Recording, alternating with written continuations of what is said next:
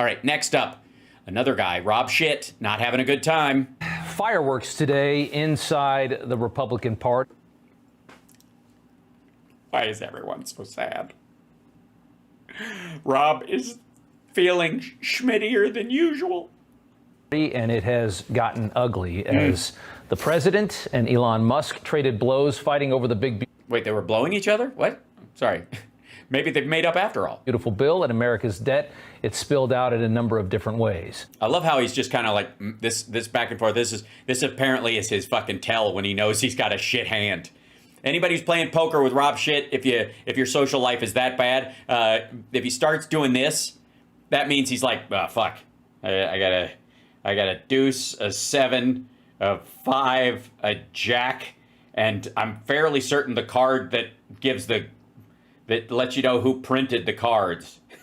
In recent days, Elon Musk angry over no EV tax credits in that bill, and also Trump's refusal to appoint his friend to head NASA. So it's a spat. Has come out against this bill. How dare he come out against the bill? Like Marjorie Taylor Greene and Ron Paul and a bunch of other people who've actually read it, even if they read it after they voted for it. Which will fund the president's agenda, including... Yes. The main part of his agenda, which is like leveling debt on the United States equal to or greater than the debt he laid on us last time. Wall, immigration money, and extending and expanding his tax credits, things that Trump voters really want to see. Yeah, and a bunch of shit they didn't want, like removing regulations on silencers and giving him the ability to override the SCOTUS if there's not a bond set in a legal proceeding. Elon retweeting Rand Paul's clip from our show last night. Ouch! How could you do it? Rob Schmitt, how could you play a part in this? Why would you end up being ammunition for someone so terrible? Rob Schmitt, I hate you. I hate you. I'm kidding. Just keep it up. Nobody gives a shit. Paul came on, or from 2 nights ago, I should say, where Paul... Get it right, okay? Paul came on, explained his position that the bill is too expensive for a country that already spends $1 trillion every year in interest on its $36 trillion in debt. Yeah, dragging that out, it sounds like you agree with Musk on this. I'm just saying. So, nice turncoat. Do you even maggot, bro? Take a listen to this from the president. Am I enjoying this too... Wait, chat room, real quick, before we go on to this next thing. Am I enjoying this too much? I'm starting to feel slightly... I'm starting to fight... Sorry, I can't even say it with a straight face. I'm starting to feel slightly guilty that I might be enjoying all this mess a little too much. Can you suffer from Schadenfreude poisoning? Is that possible? Is that a thing? Can you overdose on Schadenfreude? Is that possible? Because here's the thing, I don't want to use up all my gloating because I feel like it's going to get worse, and I want to have some gloat left over. You know, nothing. I mean, what happens if like Elon Musk has the files and he releases them, and then Trump like orders SEAL Team 6 to try and get him, and then he flees the country, and Trump has to violate like the military code of ethics to fly fighter jets to make Musk turn around on trumped up charges or some shit like that, and then I've got no gloat left. What then? So sad how you used up all your gloat and you've got... Sorry, okay, back to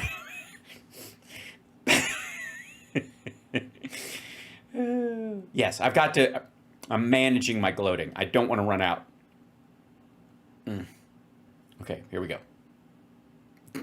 Especially when it involves Rob Schmitt being all upset. I'm very disappointed because Elon knew the inner workings of this bill better than almost any... No, he didn't. Better than almost anybody, which is like next to nothing.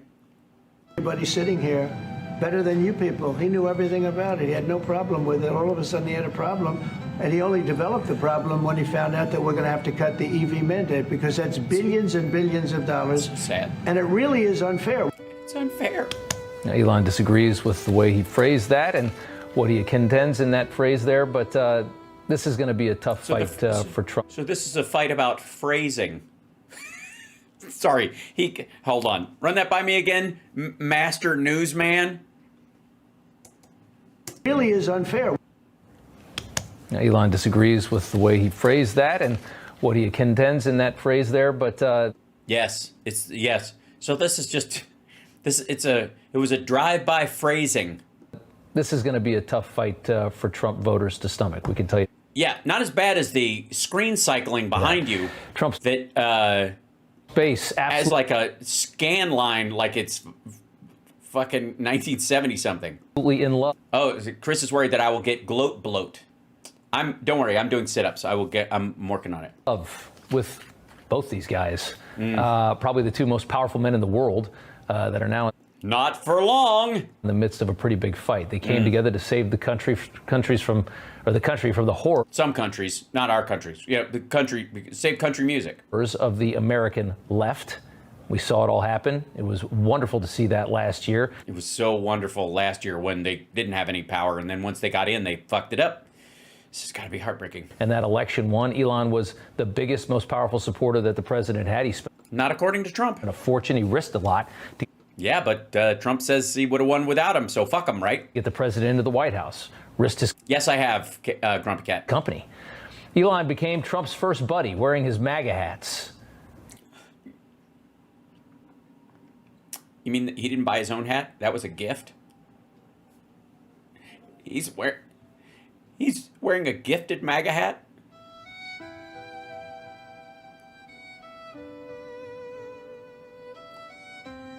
I thought that was just a hat that he purchased. No, Trump gave him that hat. And he wore it, even though he knew he was in the Epstein files. Someone make it make sense. Launching Doge, exposing the waste and fraud in our government, giving...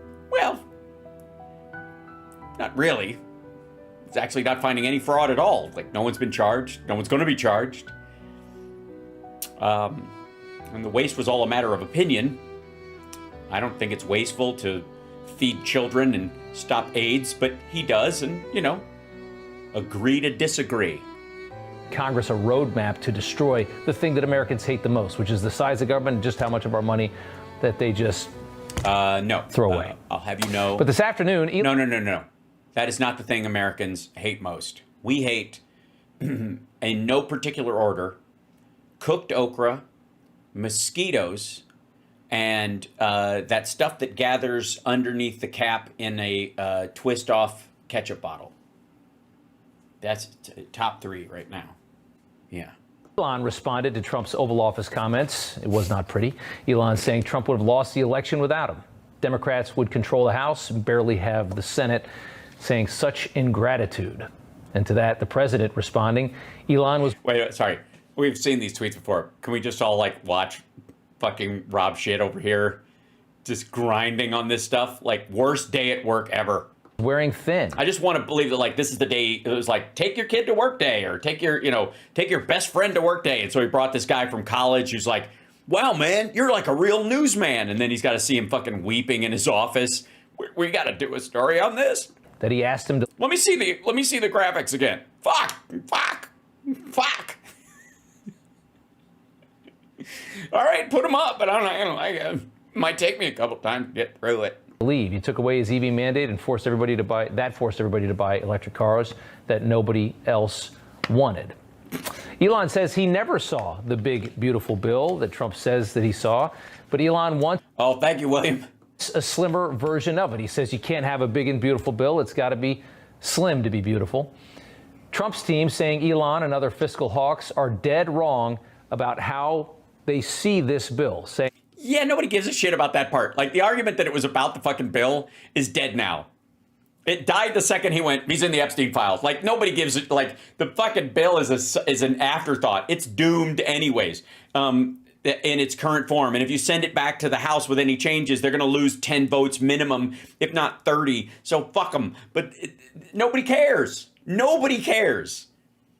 The minute he was he's in the Epstein files, mark this post, mark my words, he's in the Epstein file. Like, that was just the record scratch tweet. The rest of this, like, and he was worried about the fiscal responsibility. We're like, he's in the Epstein files. Like, Jesus. That this is doing as much as they can right now to cut down the I'm doing as much as I can right now, okay? insane spending of this country. Take a look.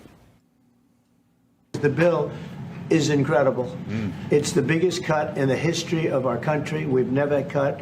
It's about 1.6 trillion in cuts. It's the biggest tax cut. You would say, people's taxes will go way down. Yes. No, they won't. They'll stay where they are.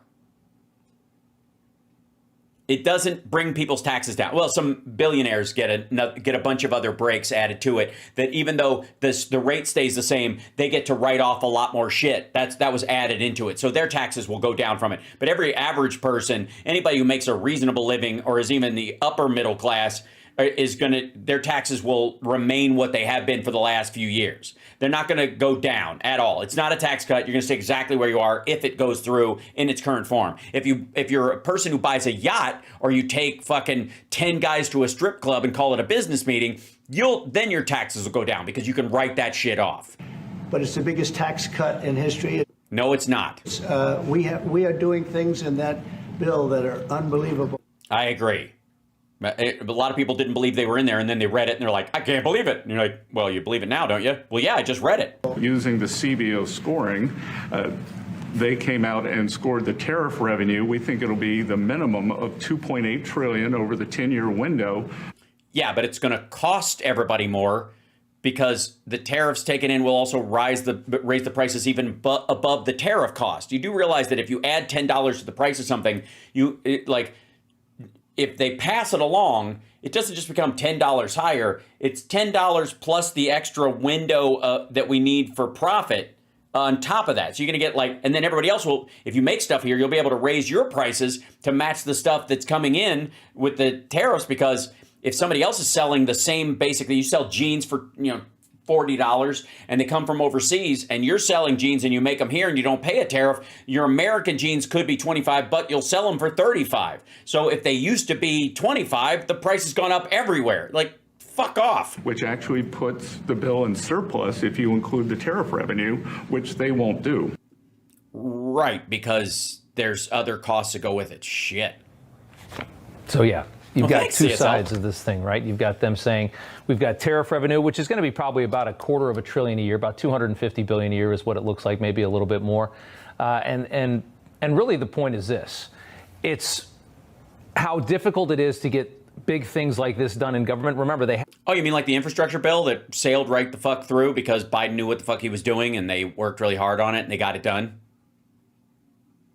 An infrastructure bill, which is like the largest material spending inside the United States of any bill, more than this thing pays, in terms of tax breaks or anything. have to do this with reconciliation. It's got to be this big bill, because otherwise you're going to need 60 in the Senate. They'll never get that. Nope. Democrats will never vote for anything that Republicans want. They would need 7 in the. They already did. The whatever the Take It Down Act passed with flying colors. The bipartisan infrastructure bill was just that. It was crafted by Democrats, but they reached out to Republicans, made it possible. We had a bipartisan border bill that had better stuff in it and more spending than what they're trying to shovel in this time around, with the exception of the more racist administrative powers that they've given to Trump. There's lots of crossover shit that happens. Senate, they're not going to get it from the other side. So they're saying this is as good as we can possibly do right now. You've got Elon and Rand Paul saying we want more. We want to slash government with a machete, which is a dream, right? That's what it's the dream. We all would love to see that. We'd all love to see that, but we're not going to see it. But the White House has to deal in the real world. Yeah, okay. And where do you live? In Candyland. That's where you live. You live in Candyland. I live in the real world. I have to make things happen. Like hide the Epstein files and stuff and bring back Obrego Garcia. You made me and I had to do it. Saying that they're not being reasonable. They're not. Okay, this is unreasonable. These demands are too far, they're too much, and they're doing as much as they can possibly do right now. It's just too far, it's too much. I'm doing everything I can. I don't know what you expect from me. How do you respect from Earth, from reality, from gravity? Do you want the sky to fall? Now, Elon saying the bill continues to make Americans slaves to our debt, and it will add to the deficit. Yeah, of course it will. But you have to. You have to make some people slaves in Rob Schmitt's world. If we don't have slaves, how will we keep having cheap t-shirts? You know, I've set all these standards for China. We're like, you can't use slave labor. Now my t-shirt costs $3 more. Fuck you. It'll add probably more than $1 trillion every single year, but they're saying this is as good as we can do. It's the best we can do. We're doing everything we can. If you don't pass it, you're going to have the biggest tax increase on the American people you've ever seen. So the White House is right. Except it'll just go back to what it was in 2017, which, we were kind of doing fine during Obama, but I mean, if that's your idea, fine. Elon has a point. Rand Paul has a point. And their hair hides it fairly well. The White House probably is right on this. As They can't both be right. One of us has to be wrong.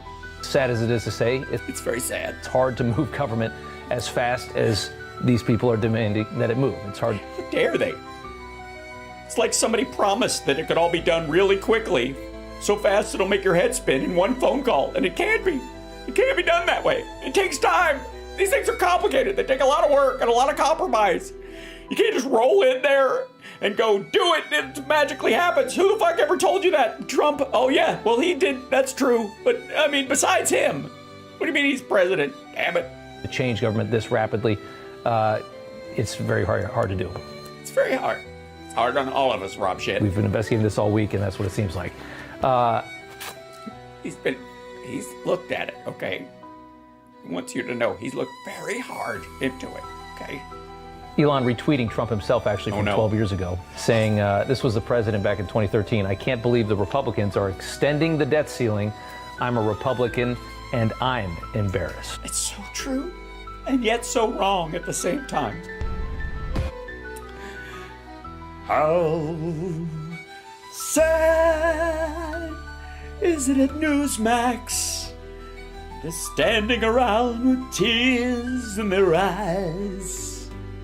And it's really hard to cry at Newsmax because you're always in front of other guys. Oh no.